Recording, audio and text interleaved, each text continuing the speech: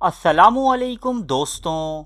563 قبل مسیح کہ جب ہندوستان 4 طبقوں میں بٹ چکا تھا، برہمن، شتریہ، ویش اور شودر، اس معاشرے پر برہمنوں کا راج تھا۔ زندگی کے ہر شعبے میں ان کی اجارہ داری قائم تھی، جبکہ سب سے برے حالات شودروں کے تھے، جنہیں اچھوت بھی کہا جاتا ہے۔ ان اچھوتوں کو چپل پہننے تک کی اجازت حاصل نہ ہوتی، مندروں میں ان کا داخلہ تو دور، اگر کسی شودر کے کانوں میں بھجن کی آواز بھی پہنچ جاتی تو پگھلا ہوا سیسا اس کے کانوں میں ڈال دیا جاتا۔ ایک شودر پر اپنے گلے میں ایک ہنڈیا لے کر گھومنا فرض تھا، کیونکہ اسے زمین پر تھوکنے تک کی اجازت حاصل نہ ہوتی۔ ایسے میں قدیم ہندوستانی ریاست کپل وستو کے بادشاہ شدھودن کے گھر ایک لڑکا پیدا ہوا، جس کا نام سدھارتھ رکھا گیا۔ اس کی پیدائش پر شاہی نجومیوں نے ایک عجیب و غریب پیشن گوئی کی کہ یا تو یہ بچہ ایک بادشاہ بنے گا یا پھر ایک سادھو، لیکن یہ جو بھی بنا اس وقت دنیا میں اس کے جیسا کوئی نہ ہوگا، اور رہتی دنیا تک اس کا نام یاد رکھا جائے گا۔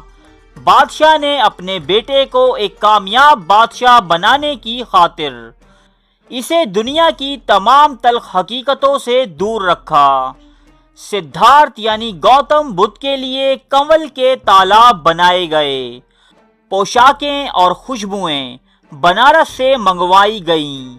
ان کے رہنے کے لیے 3 محل تھے، ایک سردی کے لیے، ایک گرمی کے لیے اور ایک برسات کے لیے۔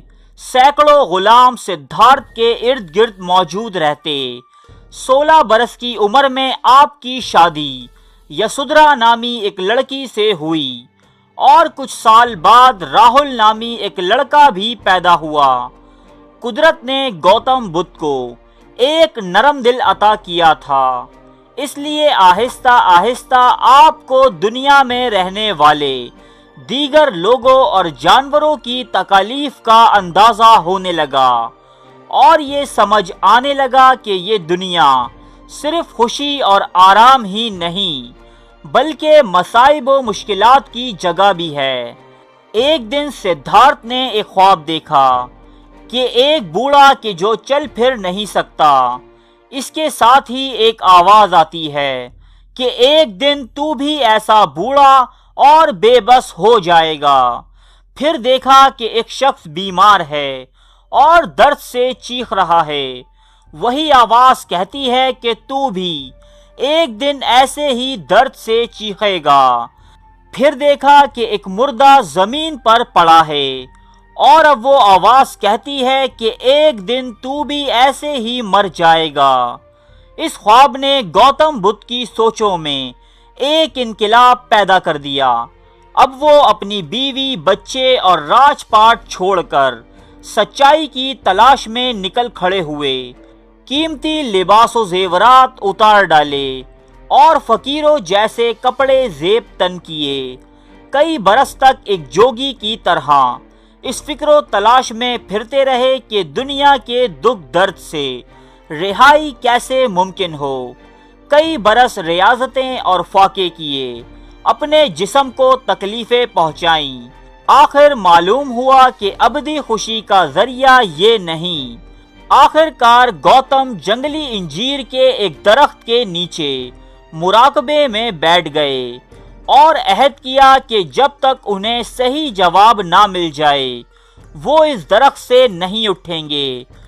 بالآخر گوتم کو عرفان کی روشنی نظر آئی اور انہیں اپنے سوالوں کا جواب مل گیا، اور وہ گوتم سے گوتم بدھ بن گئے۔ بدھ کے معنی ہیں خدا کا عارف۔ یہاں سے وہ نوع انسانی کے لیے توحید کا پیغام لے کر نکل کھڑے ہوئے، اور ہندوستان کے کئی شہروں میں جا کر لوگوں کو دیوی دیوتاؤں اور بتوں کی پوجا کے بجائے ایک خدا کی عبادت کا درس دیا۔ کئی شہروں اور دیہاتوں میں تبلیغ کے بعد گوتم بدھ اپنے آبائی شہر کپل وستو پہنچے۔ جب آپ یہاں سے نکلے تو ایک شہزادے تھے، لیکن واپسی پر آپ کی حالت ایک فقیر کی سی تھی۔ بوڑھے بادشاہ یعنی آپ کے والد، آپ کی بیوی اور دوسری رعایا سب نے آپ کا واز سنا اور آپ کے چیلے بن گئے۔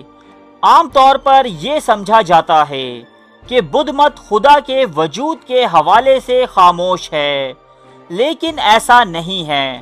بدھ مت کی کتابوں میں خداوند کا ذکر واضح الفاظ میں موجود ہے، جبکہ گوتم بدھ کی تعلیمات میں حضور نبی کریم صلی اللہ علیہ وآلہ وسلم کے ظہور کی نشاندہی بھی ملتی ہے۔ گوتم بدھ کہتے ہیں کہ میں پہلا بدھا نہیں ہوں اور نہ ہی آخری ہوں، ایک وقت میں ایک اور بدھا اس دنیا میں آئیں گے، وہ زیادہ پاک ہوں گے، زیادہ روشن اور پرنور، اور متریا ہوں گے۔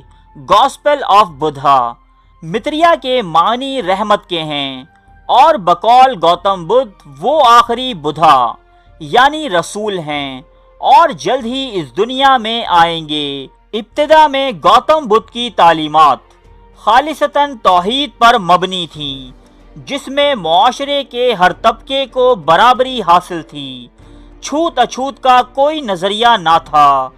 اسی بنا پر گوتم بدھ کی تعلیمات نے ہندوستان میں بہت زیادہ ترقی کی اور یہاں سے نکل کر نیپال، چین، جاپان، برما اور تھائی لینڈ تک پہنچ گئیں۔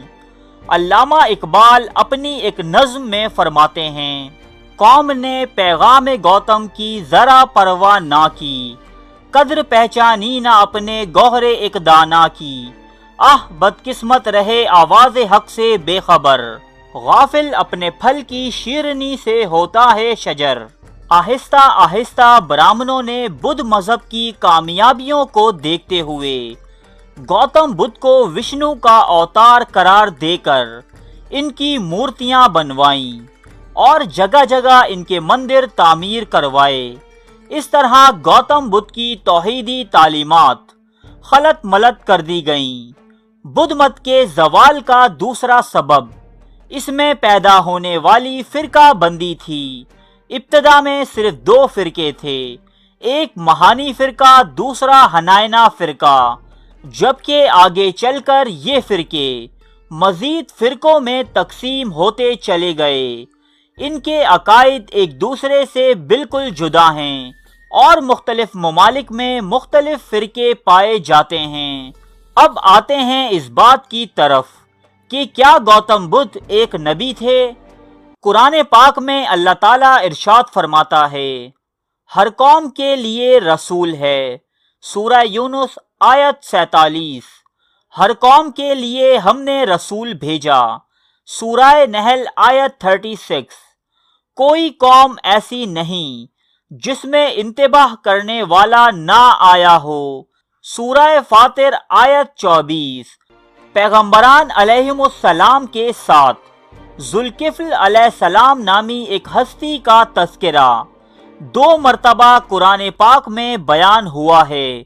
محدثین و مفسرین کہتے ہیں کہ ذوالکفل علیہ السلام خدا کے برگزیدہ نبی اور پیغمبر تھے اور کسی قوم کی ہدایت کے لیے مبعوث ہوئے تھے۔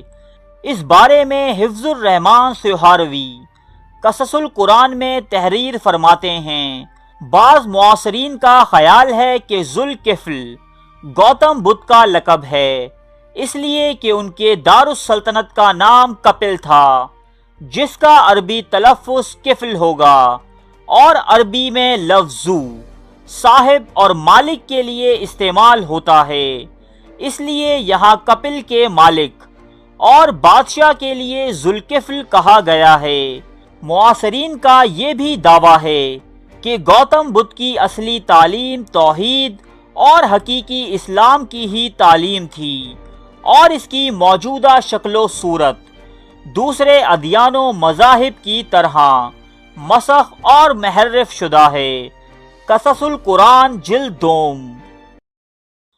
ترجمہ: قسم ہے انجیر کی اور زیتون کی اور طور سینا کی اور اس امن والے شہر کی، یقیناً ہم نے انسان کو احسن تقویم پر تخلیق کیا۔